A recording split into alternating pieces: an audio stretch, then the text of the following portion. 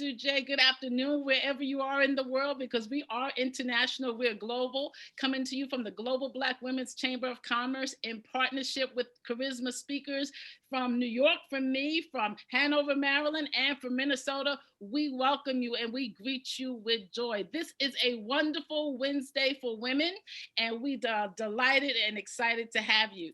This is a series of conversations with sister CEOs, those who are at the top of their game and running their businesses, but the story doesn't always begin there. So we're going to talk about the journey. Join me today with Rose McGee, who's a sweet potato pie philanthropist all the way from Minnesota. Just raise your hand, Rose, so they can see who you are. And Dr. Hattie Washington from Hanover, Maryland, who is all of the above. She's a philanthropist, she's a publisher, she's an author, she's all of it. So we are so delighted to have you with us today. Thank you for joining me. So no, Rose, I met you via the media. You know, publicity is really good for the soul. And we saw you during after the Ferguson incident, taking pies to the front line. But your story didn't begin with Ferguson. That's where you got popular and where you got the media exposure. But tell us a little of your background. How did you get to there? Well, I am, first of all, I'm really excited being here with you. And it's energizing me. I needed this energy today. Okay. I came on, just shedding some tears from so much of the heartbreak that's going on right now. I'm in Minnesota, right next door to Wisconsin. And we know what's going on right now with Yes, Mr. yes, yes. Like, so here, I had been selling sweet potato pies at farmers markets and things for years while working full time. Wow. And it was exasperating because I would work all day and then all Friday night, all night long, I would be up baking because I had to get into a commercial kitchen and bake these pies and then be at the farmers market ready to roll by 6 a.m. Wow. So my children learned to hate me because, I'm pulling them out. They're like, ah.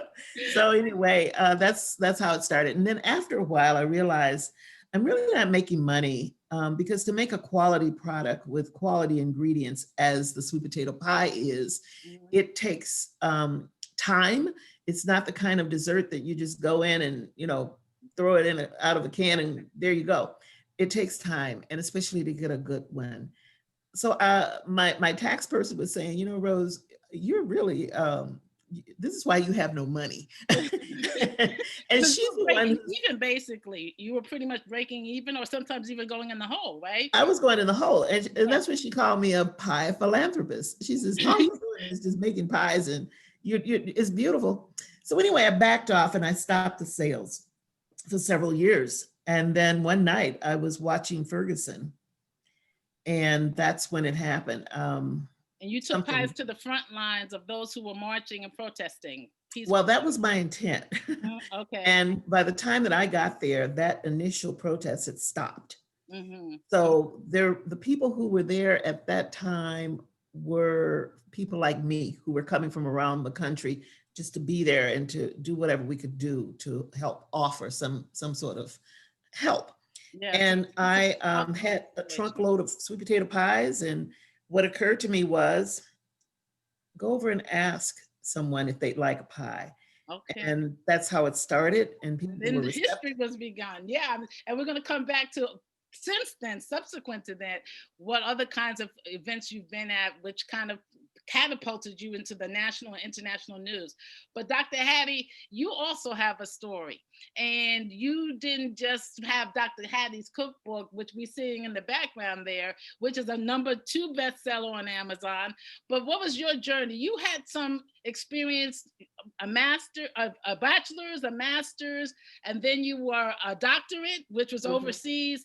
And then you became the first female vice president of Coppin State University. Yeah. And so, I mean, you're just kind of like all, and then you plunge into cooking. So how did you get from there to here? That is so funny.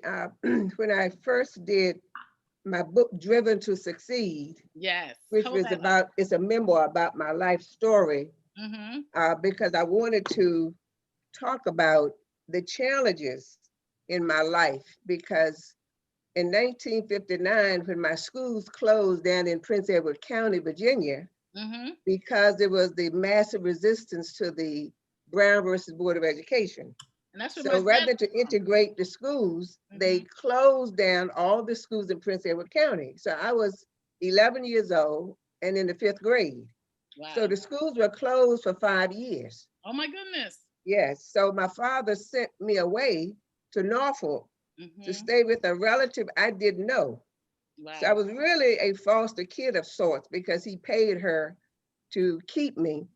And I ended up just working hard. She was an entrepreneur as well. She had 3 stores and I ran 1 store right by myself, a restaurant type of store, and sold products.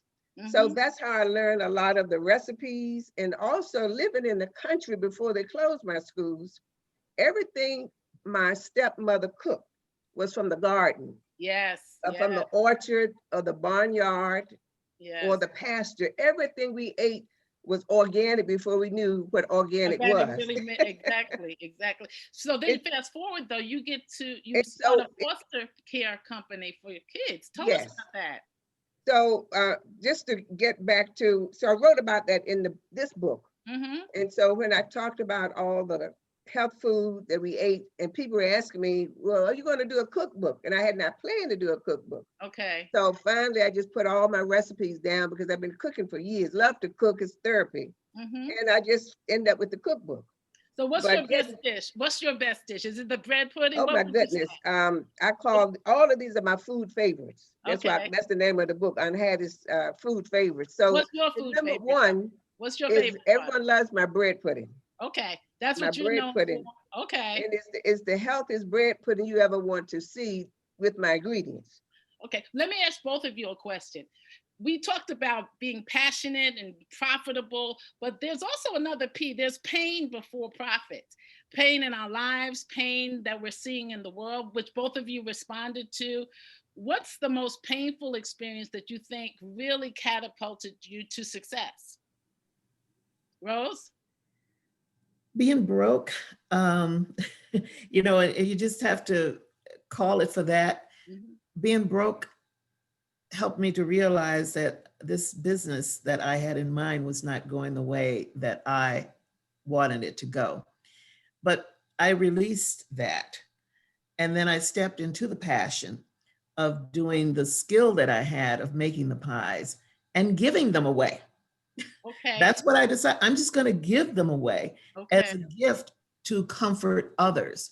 And I had no intent of receiving anything from that, nothing profitable.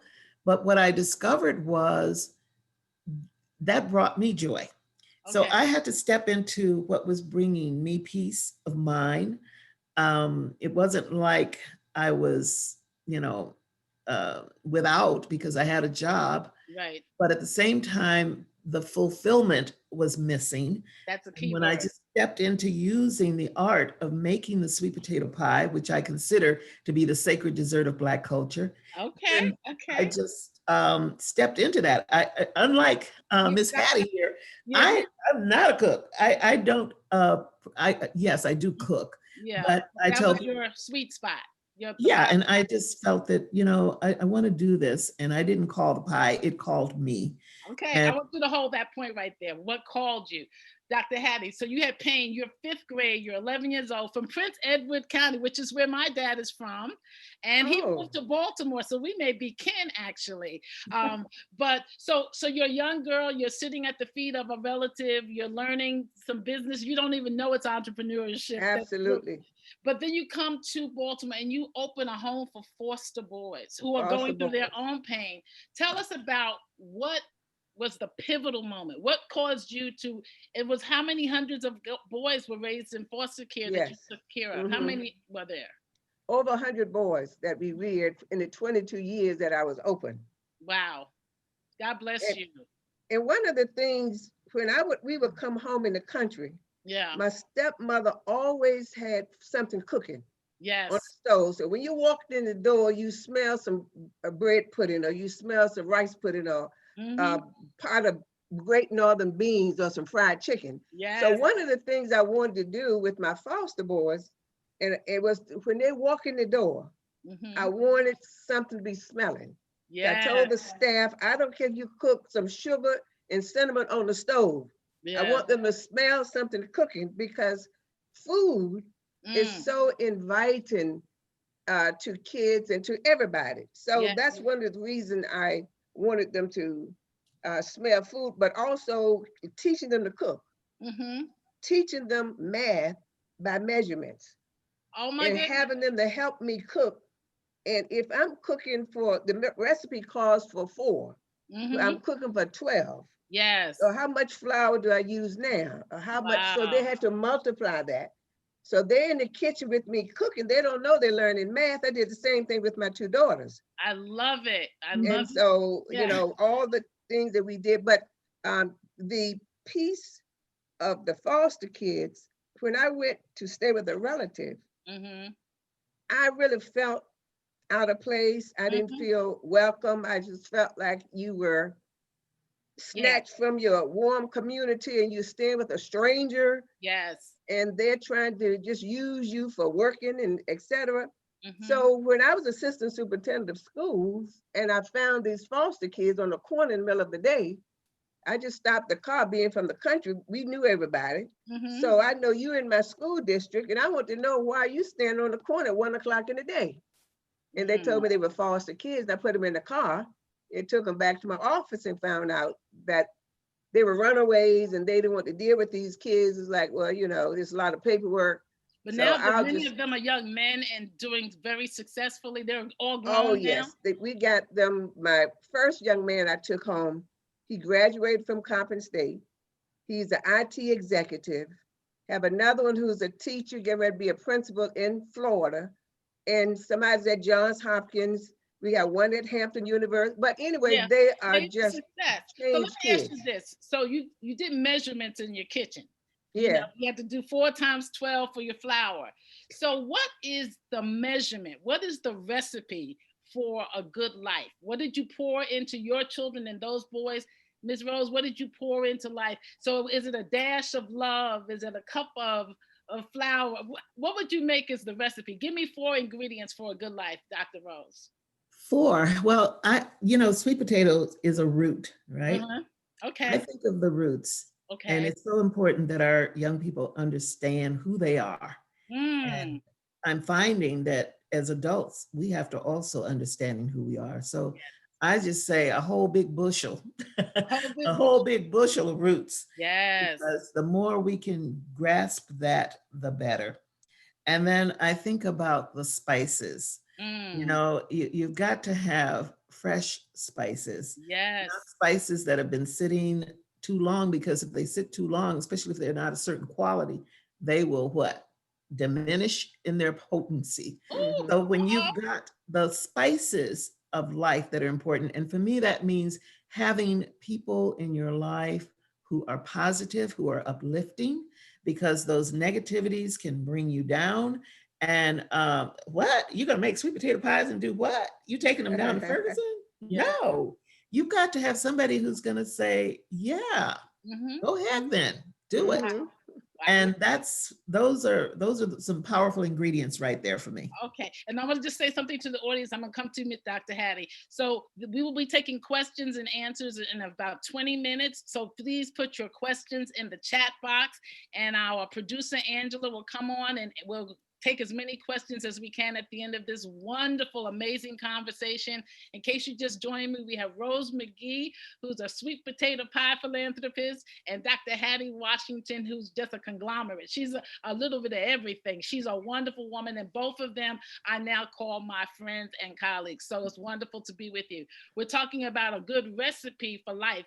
Dr. Hattie has a cookbook and also another book, Driven to Succeed. Rose, now her pies have just been picked up by a huge bakery in Minnesota. So Dr. Hattie, tell us, roots and spice, I love that combination. What do you think is a good recipe for life? Well, first of all, in the country, when you made something, you didn't measure. You just a pinch of this and a pinch of that. And many good cooks don't measure. But when I wrote my cookbook, I had to, for 2 years, I had to measure everything because I had to write down the ingredients. But I have in my cookbook a recipe for a happy life. Okay. It's a pinch of prayer for a purpose, a dash of dedication to a cause, a handful of hugs for the heart, a spoonful of smiles for the soul, and a forkful of faith for God's favor. And you marinate them all together with patience and persistence, bake until golden, and serve with TLC, tender loving care. Oh my gosh, both of you are blowing me away. If you don't mind sending that prayer to us, I will make it available to our audience. I mean, that both of you are beautiful. And it's interesting, we talk about spice. You know, it was the women who were going to the tomb when there was the resurrected Christ were taking their spices with them. So I say we are the Spice Girls, actually. So we always have a message to carry. And thank you for that beautiful flavor and favorable prayer. So we talked about passion. We talked about what you did to get to where you are. Now you're public figures and you're popular and you've got personality. What does it take to maintain a balanced life with all that you have now? You're entrepreneurs, you're successful. There's no questioning that. But how do you keep your balance now? You used to talk about staying up all Friday night and baking and then having another job. Now you have something. What do you do to balance your life? Dr. Hattie? I remember my father used to always say, it's important. This is nice to be important, but it's more important to be nice. And regardless of how high you go, yes, he used to say, she is some big. He didn't know the title, but he did know she's some big. But he always used to refer to me as a school teacher. Not just a teacher, a school teacher. I said, Dad, I'm not a school, I'm assistant superintendent. That's okay. She's a school teacher. Dad, I'm vice president of Coppin State. She's a school teacher. And to me, that was like keeping a person grounded. Yes, yes. And if you know who you are and whose you are, yes, and where you came from, you never get too high to reach back and help someone else to be where you are. So I think what keeps a person balanced is to know who you are and whose you are and where you came from. Yes. Because you could go back there in terms of finance in a day or in a second. Exactly. So if you know you're okay eating hot dogs every day and beans, because that's all you had and that's where you came from, if you have to go back there, then you're fine with that. So I just think being centered and keep God first. That's awesome. In your life, keep the faith and just keep him centered in your life, and you will stay centered and humble, because that's what it's all about. Yeah, my parents were Southern born and they migrated to New York, but they would send us what they call down south every summer. And it was to stay grounded, because New York can rock your world. You know, at that time it was 11 million people in New York, and you're rising and ascending into this middle class wealth. And my parents were like, you're going to your grandmother's, you know, on the farm, and you're going to have chores and you're going to come back as a lady. So all of that is important. Rose, what's your life balance? What keeps you grounded? Well, being spiritual, I have to say God. I have to hold that as my center. I, you know, like you all, I grew up in the South. I grew up in the rural South. And in the summer times, we would have people like you, Ambassador, who came from up north. And I'm like, what's wrong with y'all? You know, yeah. And what was interesting is they would pack up all those purple whole peas and all those things, load their cars up and take them back up north. And my father lived in Minnesota, so I'd spend the summers with him. And it was an interesting thing to try and balance, you know, being this one part of you is northern, this other part of you is south, but you realize you're more southern. And what I got was, you know, we were right there going to church every Sunday. And I tell people all the time about those big meetings, we call them, when you would, in August, every Sunday, there was a church that was having big meeting, and you'd go and you'd be in church all day, have all this great food afterwards. Homecomings. And it was my grandmother's sweet potato pie that everybody's running around looking for. I want a Rose's sweet potato pie, and I want a Nick's potato salad. I mean, you know, and when you think about coming from that richness it just makes you thankful. And no, we weren't wealthy in terms of monetary, but we were so wealthy in terms of the love and community. And that's what keeps me grounded. And that's what it appears that the sweet potato comfort pie, and that's what it really is. The sweet potato comfort pie is providing to people now. Okay, so now you're both great entrepreneurs, multi-talented, multifaceted, have wonderful families, wonderful reputations, but there was preparation necessary. Preparation in terms of schooling, but then there's preparation to run a business, to really have a profitable business. What best prepared you?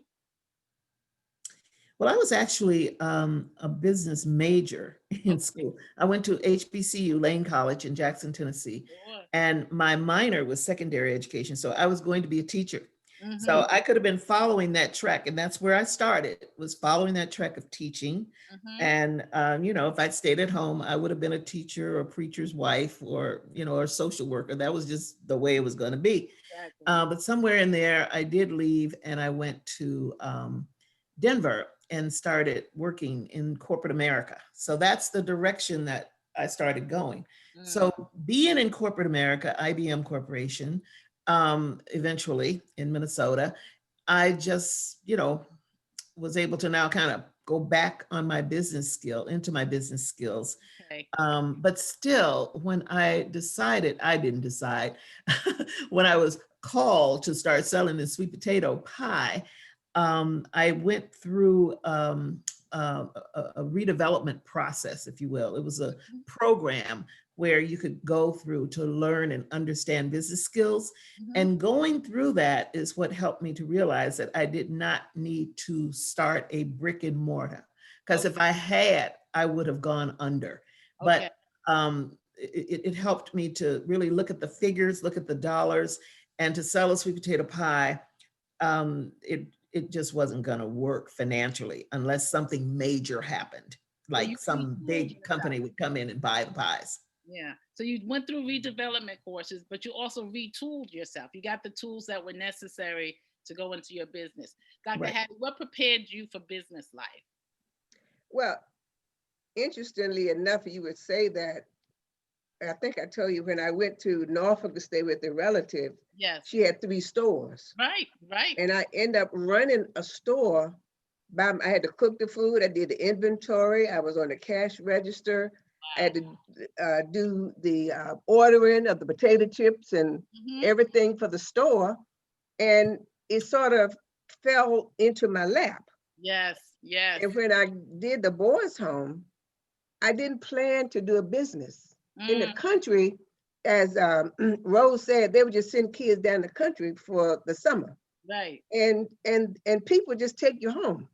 So I didn't know when I picked these boys up on the corner and social service weren't looking for them and didn't have a place for them. I thought, well, I'd keep them for one night in my home. And then one night became 1 week and one month, and 6 months later, then I was approached, said, "You're keeping foster boys? Well, you've got to be licensed." I said, "Excuse me?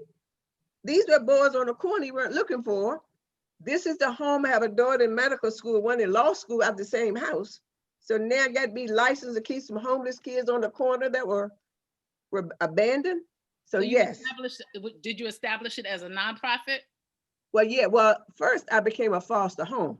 Okay. I had to go through all of the program. And then after about 8 months or maybe 9 months, one of my board members, the school board, said, "Well, you ought to think about becoming a business, a group home," because I was hiring a nanny and the housekeeper and everything myself. And I said, "Let me check into that." So I checked into it. Does it become a nonprofit as a group home? Yes, it became a nonprofit. And the regulations, you see my proposal this thick. Took me 3.5 years to go through, because I was, right then I had been appointed as vice president in charge of fundraising. So that was a 24-hour day.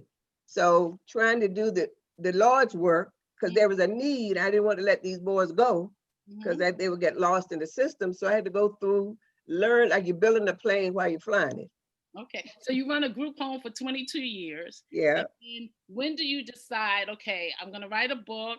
I'm going to, now you become a publisher. You have an imprint. Yeah. So when do you decide? The word that you're using now is pivot. You know, everybody's talking Yeah. about pivoting after COVID. When do you pivot to say, I'm going to be solely an entrepreneur? Are you retired from Yes. teaching and vice presidency? So when do Retired from Coppin State. yeah. What I was was off for mm-hmm. a year before I retired. I was off for a semester because I was ill. Okay. And while I was home ill, that's when I started the book. I had been thinking about it even before before I started the boys' home. Okay. But because that became my ministry then to take care of these foster boys, didn't know I was going to do that for 22 years. Okay, but you have and the then time. I ended up writing the book just while I was homesick. Okay, so let me ask you both this. Positioning. How do you position yourself for success? We have young entrepreneurs, people are thinking about starting businesses. Maybe it's in the food industry, maybe it's not, but you have to kind of not only prepare yourself for success, but you have to position yourself for success. What does that take? Does it take having a publicist? Does it take knowing social media? What do you say, Rose, based on where you are now? A bakery just bought all of your pies, your recipe. What does it take to position yourself? I would like people to think about it from two perspectives. I didn't follow a formula. Okay. I just followed what I felt was working for me. Okay. Somewhere back in life, I came to realize that what's really important is, am I happy? And I can't function if I'm not, satisfying my own needs. Yeah. I can't very well satisfy somebody else's. And maybe that's part of the complexity of being an artist. And I had to acknowledge, first of all, that I'm an artist. So I wrote this book. I thought I'd pull it out here. Hold it up so we see yours too. What's the name of it? Kumbaya? Let's see, how does it go? Yeah. It's Kumbaya, the Juneteenth story. Okay. And this is actually a play. And I wrote this play 20 years ago. And this book it's the second time we've changed the cover. We did this about 3-4 years ago. But this year, the play is, we've done it. We used to do it every year during Juneteenth, but it's all of the, press that came out around Juneteenth this year has now made the book more popular. This is another thing that I do. It's called Story Circles. This is another book that I wrote called Story Circle Stories. And I tell people all the time, we're more than just a pretty pie. Sweet potato comfort pie means, yes, we're making these pies. I bring these volunteers together and we make these pies, and we make the number of pies that Dr. King's age would have been over the Martin Luther King holiday weekend. So this year we made 91 pies. But then people come together the next day after making the pies and have these tough conversations around race. But they also talk about who they'd like to gift those pies to. And that's how the pies go off into the community. So all of these things that I've done over time are now starting to come together. Okay. So and now gather to have these conversations around the pies after they've baked the 91 pies. Where do they come together? Where? Yeah, is it virtually, or they actually physically gather? Well, it's always the weekend of Martin Luther King weekend. Right. So it's been physical. Okay. And we've grown. And this year we were going to a larger venue. And now we're in the process of planning how to do this event virtually. Okay. Yeah. All right, great. Congratulations to you. Yes. So to go back to your question, for me, it's just been a matter of just stepping into what it is that you do. What is it that you do? What's your gift? And many of us will discover, that we've got more than one. Yeah. But if we can manage to bring those gifts together, because if I were to define what that definition for me would be, I would say it has something to do with building community, just as we say, sweet potato comfort pie, a catalyst for caring and building community. And social justice is what these books are about, helping people to understand how to convene in story circles, how to work with each other respectfully in dialogues. That's what this is about. Okay. Dr. Hattie, what for you? When are you ready? When do you think you're ready to open a business? Is it the same thing when you feel your passion and your calling all connect and intersect? Well, as I talk about in the book, Driven to Succeed, I think it's very important, first of all, to have a passion about something. And my passion with everything that I do, first I pray about it. Mm-hmm. And if I get the feeling that this is a good job, like the vice presidency of the university, I said no at first. Mm-hmm. It's like, I like teaching. Mm-hmm. I'm a professor, I like teaching. And then my president sort of tried to explain to me, well, I said, I'm not a fundraiser. I don't raise money. I can't ask people for any money because when my daughter sold Girl Scout cookies, I would buy them all and then give them away. And if people want to give me some money for them, that's fine. So I said, so I just can't raise money. He said, so for your boys' home, I said, well, that's different. You don't have a cause. He said, well, this is the same. But anyway, if you have a passion for something, mm-hmm.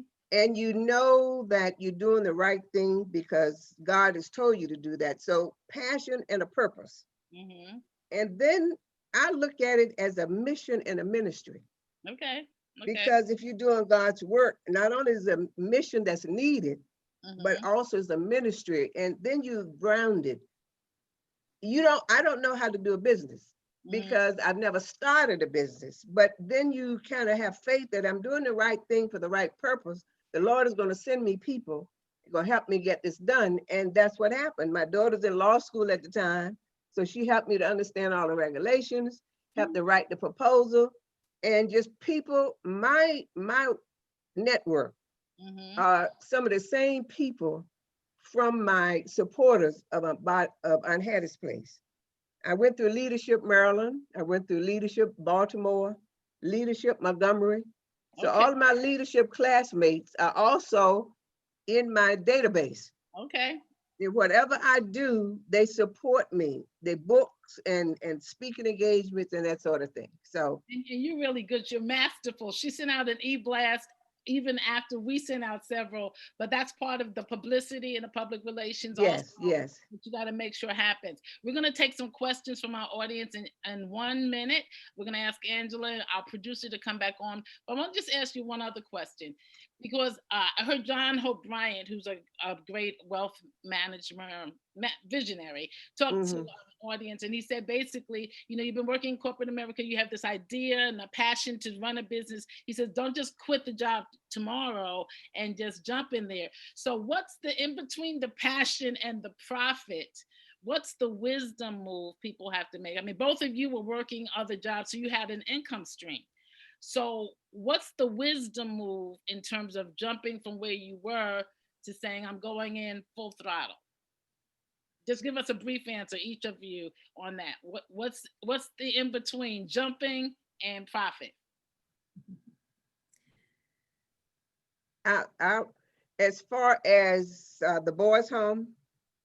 Well, in terms of just if you were giving advice to a young entrepreneur, we have a couple of women who just finished college and they're opening mm-hmm. businesses, but you both had life experience and work experience, and you had income streams. Right. So when you actually went into getting your publishing company, when you went into your sweet potato pie company, you had enough of life experience and money. So what would you advise the person who's saying, I want to open a business, I don't have as much life experience, I don't have as much saved up? What do you say to them? Give them a couple of words of wisdom. I would say, when you open a business, make sure you're passionate about it. Make sure you enjoy it, even if you don't get paid. Because for the first 5 or so years, you're not going to get paid. As a matter of fact, you'll be taking money out of your pocket. I ended up cashing in my retirement when I opened a foster boys home. Never got it back, but that was a passion and a purpose and a sacrifice. So you got to enjoy what you're doing. And then you got to have a plan, as Rose said, because hopefully after 5 years, you see some profit coming in. You can't continue to do it. My accountant always talking to me too, Rose, at Washington, you got to keep those receipts. You got to do this. And I say, okay, I just did it for the boys. I didn't keep receipts. So you got to love what you're doing so you can get a profit. Plan. Would you add to that, Rose? Anything passion and plan? Passion is plan, but it's really good if you've got a partner who, then that's a tough one. Yeah. Because getting a good partner that you can trust, and that partner doesn't necessarily mean that that's the partner that's going to be right out front with you. Yes. You have to have somebody to help keep you balanced. In Mhm. my case, being an artist, I'll just give it that little stereotype there. But this thing of being organized is really key. Mm. And if you're trying to be over here focusing on what you're trying to do, the next thing you know, the necessities of the logistics and the administration and the money, it may get under and you don't know what's happened. Exactly. But if you've got someone that you can trust, who's right there to help you, that is really, really important. Really important. Thank You you. cannot do it all alone. And Exactly. then that's the key thing. It's hard to try and do it all alone. All right. Passion, plan, partnership. And next week's show is going to deal with one of our partners for the Global Black Women's Chamber of Commerce. We're about to take questions. We're going to invite our producer, another P, to come on, Angela Sims. And so we want to remind you, you're listening to Conversations with Sister CEOs, coming to you from the Global Black Women's Chamber of Commerce, the first chamber that solely deals with Black women-owned businesses and charisma speakers. If you need a speaker, you need one with charisma. That's my company. That's my commercial for today. Angela, do we have any questions that have come in? Yeah, we actually do. This is incredible conversation, ladies. Thank you so much. So one of our questions comes from Edeline Francois Dryden, and she speaks to the fact that African Americans in particular many times don't want to share their secrets. So for example, she made a reference to her grandmother's recipe that's still in the coffee jar because nobody wants to share it. How did you ladies become so brave, she wants to know, to actually share your recipe, say in a cookbook, share your family secrets? Great question. Well, for years, I have been cooking these dishes for my families. When I go down to Virginia Beach, before I leave, my cousin said, you got to make your chili before you leave so I can put it in the freezer. You got to make your bread pudding before you leave. I want your mac and cheese. So I've been making, and so they would ask for the recipe, but at the same time, they wanted me to make it so they can watch me make it so they can learn how to do it. So after I decided to just do, I had been giving the recipes to so many people all along. How do you make a 3-cheese mac and cheese? So I would just write it out for people. Then I decided, let me just put it in a cookbook. So when I go to Florida or Martha's Vineyard, I don't have to be cooking the whole time. But still, when I go to visit family, they still want me to cook. That's a good sign that they still want your cooking. Yeah. Rose, what about you? Well, I tell people, because for years I was kind of keeping it, close here. But,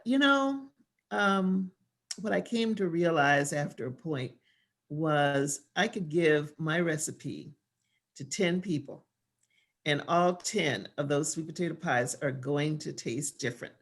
And I shared with people what makes that difference. 2 things. One is the love that you're putting in it. I said, but also taste it as you're going along. And you'll discover what it is that you like and what it is that those who you love that you serve it to likes. And that's what makes it different. And that's what makes it special. So I, even now, this new venture that we've got with Rush City Bakery, I have them add a line on it that says, although Rush City Bakery is honored to be using Rose McGee's recipe, it will not taste the same as if it came out of her oven made by her hands. Wow. I think it's important to put that on there because, we're persnickety. Black folks are persnickety about our food. Yes. Oh, And yeah. we go Food and snobs. wait a minute, this pie don't taste like it was when Miss Rose made it. Well, no, it doesn't, because now it's going through a different process. And so my son now makes the pie. Thank goodness somebody does. But it's got its own little uniqueness because he's discovered that he likes the way that he adds more brown sugar to it. So that's the thing is I believe that when you let it, but this is not for everybody. Yeah. But this is for me. When you let it go, and if you are genuinely concerned about the world and being at peace, you want them to have something wonderful. But then again, if you feel you need to keep it, then keep it. Thank you for that great question. We have another one, Angela? Yes, we do. We actually have two more that I see here. So thank you guys so much. Tashana Thompson asked the question, when was the one time where you felt that it took an extra amount of courage to stand in who you are and who we see before us today? Wow, that's a great question also. I'm going to let each of you answer that. But before you do, I just want to say that part of doing this show with me is now, Rose, you got to send me one of your pies. And Aunt Hattie, you got to send me some mac and cheese and bread pudding. I didn't say that as part of the terms of the contract, but you guys are making me hungry. So after this, I hope so. Yes, Rose, how do you answer that question? How did you have the courage? Well, now there is something else that's happening. And I believe that as Black people, but I'm going to talk about Black women right now. Okay. I think we have to learn to be all right with what we feel that we want to be all right about. We've been so accommodating. We try to be accommodating. We try to always be the one to turn the other cheek. But, you know, I'm learning that it's important that we ask for what we want. The thing that I say now, you know, after Mr. George Floyd's funeral, I watched Reverend Al Sharpton. He made a comment, and my daughter does t-shirts. She does beautiful t-shirts, by the way. And she's made this t-shirt for me. But he said, it's time for you to get your knee off my neck. And that just really resonated with me in many ways. And he knew what he was saying, and I love the way he articulated. But later on, I've got to thinking about that. Get your knee off my neck, and in the process, write a check. Because the wealth is not ours. We don't have the wealth per se. And over the years, I can count at least a dozen white people that I've approached about sharing your technique for your wealth. They don't do it. And then it took a while for me to step back and go, they're not doing it because they don't want you to have it. And it's something that they have acquired through the fact that they're privileged. And we know that statistically, a white male can fail a business an average of 14 times, I think it is. It used to be 11, and I think it's gone up. And he'll be given opportunities again through banks and so forth. That is not the case for us. So I think it's just a very strong challenge for us to step up and start to ask, all right, if you say you really appreciate this, how about if you begin to make this product? Because this whole thing with even Rush City Bakery, it became, this was 2 years ago, before the death of Mr. George Floyd, that they began talking about this, and it went nowhere. All we did was go around in circles. But when they saw me featured on ABC Nightly News, he called just to say, the owner, just to say congratulations. He did not say a thing about let's do the business again.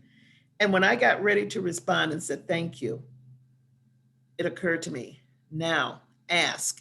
And this time ask with some definite, points behind it, and not this wishy-washy stuff. And so I did. And then we began to negotiate far differently than we had the first time. Yeah. So I just feel that that's what we've got to do now is our time. Yes. And we have to take advantage of this window while we can.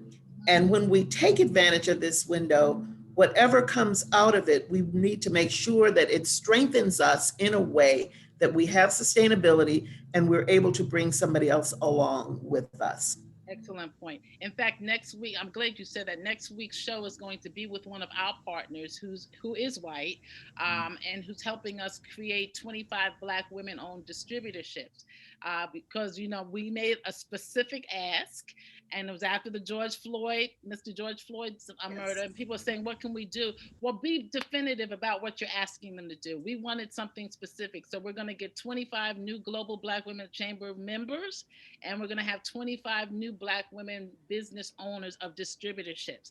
And you have to ask, it is our time, but be definitive. Dr. Hattie, what would you say in terms of being courageous? And before you go there, I'm asking now, I want to be one of those 25. Okay. Yes, definitely. I will, after the show, we'll make sure you get in there. Yes, Dr. Hattie, what would you say about being courageous? I would say, and I always go back, it's amazing how your parents' voices resonate in your ears. My father said, when he sent me away to go to school, he said, education is going to be your key to success. He said, this uncertainty with the schools closing, I don't know how long it's going to be closed, but I'm not going to take a chance. I want you to get that high school diploma. So persistence and the whole notion of you got to be twice as good to get one half the recognition. That's what he always said. And I didn't understand that then. I said, well, I had to be twice as good to get one half the recognition. He said, because people may not like you, but they like your skills and they need your skills. So if you get yourself approved and trained with some skills, people are going to hire you because they need your skills. And have the notion that when people say you can't do something, I teach my foster boys that, don't say, well, okay, they know, so I guess I won't try. It's like, I will show you. And that means you got to work twice as hard, because you got to show them that you're not lazy, you're not ignorant, you're not this, so you got to show them. So those are some of the things I kept in mind. And the whole notion of believe, first of all, in yourself. Believe in God, believe in yourself, be willing to work hard. Because the Bible said faith without work is in vain. That's it. So you got faith, you're gonna pray to have a good grade on the exam, but you haven't studied one bit. Yeah. So faith without work is in vain. So you got to believe, be willing to work hard so that you can achieve. And then last, just interesting, I would say to all Black entrepreneurs, if they have a leadership program in your city or in your state, I would say go through that. Now, with the leadership classes I've been through, there are 40 people. They only got 4 Blacks, 4 Black women, and 4 Black men. The rest of the people are white or other. But when you get out of that class, it's sort of like a fraternity or a sorority type of thing. And we support each other.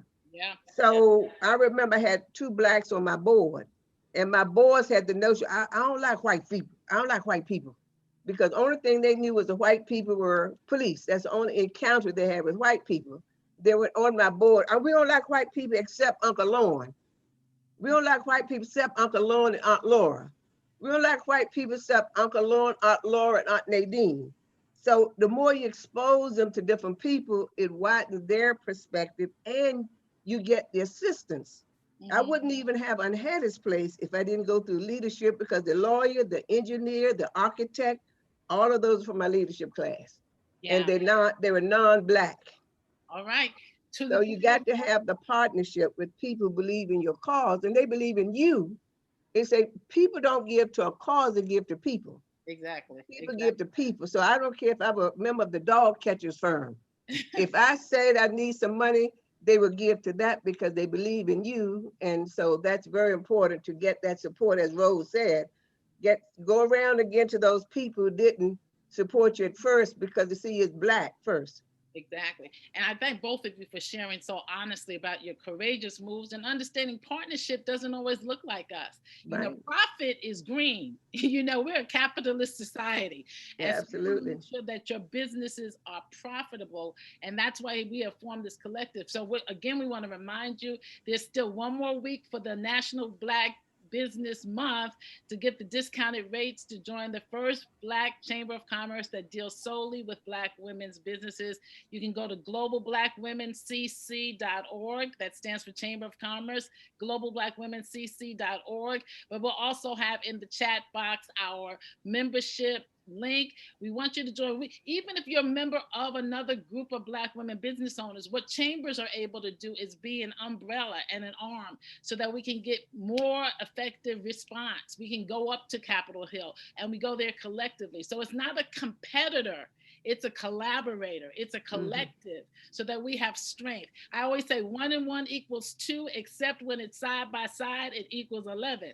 And it's much better to be able to go up there with 11 than just 1. So thank you for sharing your courage. I think we have time for one more question, Angela. What is it? Oh, just one more. Okay. Yeah, so the next question is from Linda Williams. She wanted to know, what is the biggest blessing that you received out of a mistake? Oh, great question. Okay, Rose. It is better to give than to receive. Because as I said, when I was trying to sell those pies, I saw that I wasn't getting anywhere. But during that process of selling got me prepared. It helped me sharpen the recipe. It helped me sharpen the understanding of the power of the dessert. It helped me to recognize that, as far as I'm concerned, that sweet potato pie is the sacred dessert of Black culture. But when I let go of being concerned about the money that I was trying to make and said, you know what, I'm just gonna start giving these pies away to people because this is what I feel I want to do. And even during COVID, I couldn't pull people together, volunteers, to make pies to put out into the community. And I just made pies and put them on my front porch. And I said, okay, come and get the pies. There are rubber gloves that are with them, and you can carry those to first responders, but take them in a social distance practice. And they were gone just like that. And the same thing happened again. And that's what I just discovered, that it's just give. And giving is what I enjoy doing, that. The power of giving. Wonderful. Being able to give. Wow. Dr. Hattie, what's something that lesson you learned from a mistake, or how you were blessed from a mistake? Well, the formation of my own publishing company was a mistake I made with publishing my first book. Okay. Because some of the time constraints or the unreliability of if I'm doing a speech and I know I'm going to have 900 people there, so I want to take at least 300 books. If they don't show up, and I'm speaking and people want the book and it didn't show up so it happened too many times with my publisher. So I decided that it's time for me to publish my own books. Then I can set my own timeline. And so that was I wouldn't say it was a lesson learned. And one of the things I'm doing is writing another book of self-publishing, things you should have known before you stepped out there to be a self-publisher that cost you money and time that if you had known. So I'm going to write a book. I'm writing one on that. But yeah, I wouldn't have had my publishing company if I didn't encounter some obstacles and some, I would say, time constraints that didn't meet with my schedule of what I wanted to do with the book. What's the name of your publishing company, please? Washington Publishing Enterprises. Okay. And I hope once you join our chamber, you'll do one of the webinars on that. And we'll also do a book signing for your new book, because I think a lot of people need to know that about self. Wonderful. As a matter of fact, I'm doing a webinar for the Detroit Writing Center on cooking with books, how to write and publish an award-winning cookbook. Because this book has won the Congressional Black Caucus. I was the featured author with that, as well as ASALA, the Association for the Study of African American Life and Culture. And you also and different parts with us, with Women on the World Stage. You were an honoree for, because yes. Let's talk about that, because both of you are givers, and I think being supportive and knowing how to support others is also an important part of being blessed. You're givers, and I think that's why I love so much. That's why I was attracted to you, Rose. I just met you, like I said, through the media, but I was like, oh no, we're sisters at the heart. And Dr. Hattie, we just all have fallen in love with you over the years that we've known you. So and you too. Thank you. I love you so definitely so much. Angela, okay, we'll take one last. It has to be a short question. Okay, so this question is a great wrap-up question from Peggy Morris, who's actually joined us on Zoom. What do you do to relax when you are not cooking? Ooh, yeah, that's part of my life balance question. But give us 3 things you do when you're not cooking, or even one thing. when you're not That's cooking? my girl. That's Peggy, who's the founder of Sisters for Sisters Network. All right, Peggy, I Yeah, want you to come into Global Black Women too. that's Just for that. bless her heart. When I'm not cooking, I like to read and I like to travel and I guess talk on the phone with my granddaughters. Okay, We I live love in Florida. Okay, yes. Rose? Yeah. I like the water. I'm in Minnesota. We have lots of lakes. There's a little thimble of water in my backyard that I can look out and see. I call it a thimble because it's a pond and people come and they go, "Oh, you live on a lake." No, that's not a lake. That's a little pond out there. But water calms me. And and of course, being in Minnesota, we have such cold winters. It's not much water to look at, but the moment spring hits, it's just a beautiful thing and it's very calming and relaxing to me. Okay. I love water too. I love my Me cherry too. blossoms that are behind me. Everywhere I live, I'm either living on the water, on an ocean, on a river. Actually, I'm right outside my window to the right. I have a swimming pool, and out my door to the left, there's a beach. So when we get over here, these pearls come off, this scarf comes off, and the bathing suit goes on. So we had to look the part for the preparation for Absolutely. the presentation. But it has been delightful. I want to thank all of you who have joined us today for conversations with sister CEOs, recipes. They have some secret sauce that they have shared with you. They have not kept it to themselves. We have been joined by the inimitable Rose McGee, sweet potato pie philanthropist. Tell us the name of your company one more time, Rose. It's sweet potato comfort pie. And they can look for it wherever. What are the places? Our website, www.sweetpotatocomfortpie.org. Okay. And please join us on Facebook too, Sweet Potato Comfort Pie. Okay, thank you. And Dr. Hattie, please we thank you for joining us. Dr. Hattie Washington, author, motivational speaker, educator, just phenomenon. Tell us how we can find you, please. On my website, it's drhnwashington.com. Okay. www.d for Dr. hnwashington.com. drhnwashington.com. So we spell Dr. And all of the books on my website, you click on the book, it goes straight to Amazon or Barnes and Noble. So you can get the cookbook and the other. In fact, I still have the sale. Okay. They haven't taken the sale off yet. Okay, so please go to Amazon and look for Dr. Hattie Washington. There's a sale going on. Yeah. I'm Ambassador Susan Johnson Cook, the CEO, founder, and chair of the Global Black Women's Chamber of Commerce. You can go to globalblackwomencc.org. We want you to join us 1 week more for this special discounted rates. We are at least $500 less than any other chamber because we want you. We want to help you. We want to help you grow, connect, collaborate, a collective to scale, to sustain your businesses. Because Dr. Sue said, "Oh, the places you will go." Well, guess what? We go in places, girl. We're going together as sisters, and we're so delighted to have you. If you need a keynote speaker, virtually or in person, I own Charisma Speakers, the only global professional speakers bureau owned by a Black woman, because you need a speaker with charisma. Thank you for joining us. Thank you, Angela, our producer. Thank all of you. It's been my pleasure to be with you for Conversations with Sister CEOs. Join us next week when we talk about the power of partnerships. Okay.